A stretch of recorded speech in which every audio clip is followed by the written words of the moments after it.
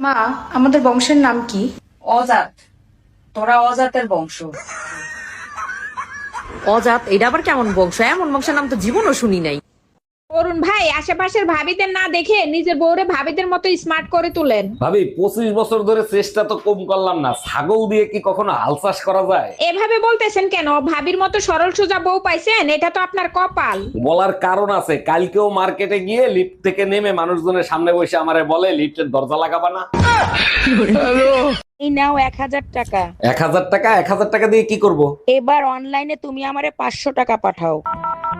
500 টাকা পাঠাই দিলাম। এবার 300 টাকা পাঠাও। 300 টাকা পাঠাই দিলাম। এখন বাকি 200 টাকাও পাঠাও।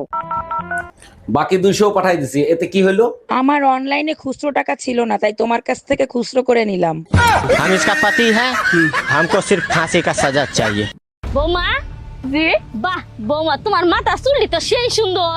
জানা মা, আপনিও না কেমনে যে কোন। আর একটা দিন যদি তরকারির মধ্যে চুল পাই না, তোমার বাপের বাড়ি পাঠাই দিন। আচ্ছা মা, কও তো এই পৃথিবীতে সবচেয়ে ভালো পুরুষ মানুষ কে? কেডাই আবার? আমার বাপ। আমার বাপের মতো ভালো পুরুষ মানুষ এই পৃথিবীতে আর একটাও নাই। আর সবচেয়ে খারাপ পুরুষ? কেডাই আবার? তোর বাপ। জানো, পাশের বাড়ির ভাবি না প্রেগনেন্ট। বলো কি, এ তো খুব খুশির খবর। ভাই 2 বছর ধরে বিদেশ আর ভাবি প্রেগনেন্ট, এটা কোনো খুশির খবর হইলো? আমার উপর চিল্লাচ্ছ কেন? আমি কিন্তু ভাবির বাড়ির আশেপাশেও যাই নাই। ঠাকুর ঘরে কে রে? আমি কলা খাই না।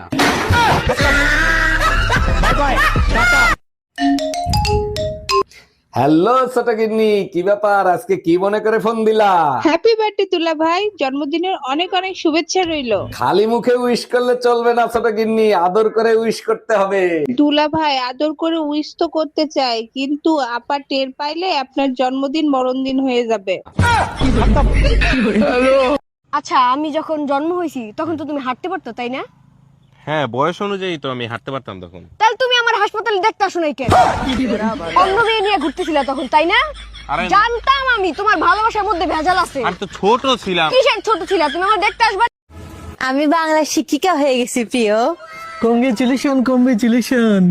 কংগ্রাচুলেশন না প্রিয়, অভিনন্দন। ও, তাহলে তুমি কোন স্কুলে পড়াবা?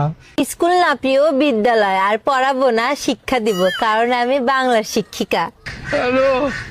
তো যাই হোক, তুমি ব্যবসা বাণিজ্য কিছু করবা, নাকি বাবা মার উপরেই লালিত পালিত হবা, নাকি নিজের প্রেমিকার উপরেই লালিত পালিত হতে চাও? না, আমি তোমাকে বিয়ে করে লাইফ পার্টনার বানাতে চাই। প্রিয়, ওইটা বিয়ে না, বিবাহ।